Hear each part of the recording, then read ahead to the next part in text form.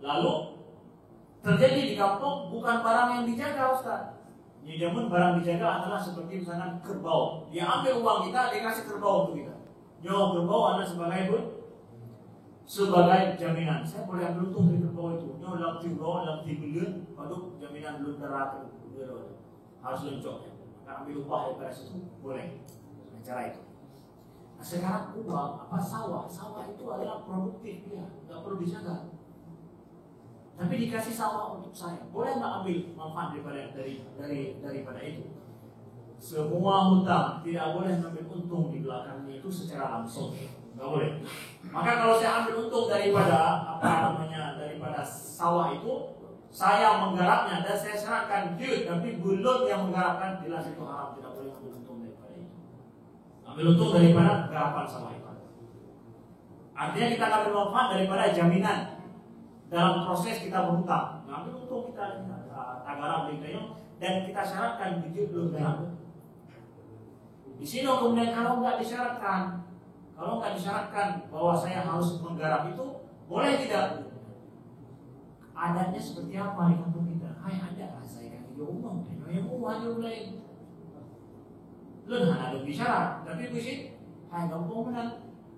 Dalam kaidah syariah dikatakan al-ma'rufu 'urfan kal masyruti syartan. Yang sudah menjadi ma'ruf di masyarakat itu bagaikan sebuah syarat. Ma'rufnya apa? Hai menjadi umum sebagainya, urun kopeng yang urun komoh yang umum. Itu saja ada kita, berarti sama dengan disyaratkan. Nggak boleh seperti itu. Nggak boleh yang untung daripada itu. Maka ada skemanya supaya ini boleh kita garap dengan cara yang syariat dan itu halal jadinya. Orang berikan kepada saya sawah nih, dia ambil emas 10 mayang, dia berikan sawah untuk saya sebagai jaminannya. Dikasih bahwa negara baju dedor sampai peng belum pulang bakso. Buat dia menjadi skemanya syariat boleh. Apa? Nyo kan sudah dikasih uang, dikasih sawah untuk saya. Saya anggap sawah ini disewakan untuk saya. Maka dalam 5 tahun, misalkan dia pinjam 5 tahun, maka 5 tahun ini sawah ini saya garap, sewanya akan saya bayar. 5 tahun berapa? Setahun saya bayar. 2 juta, 1 juta, 500 ribu, baru betul. Jadi 500 ribu betul betul.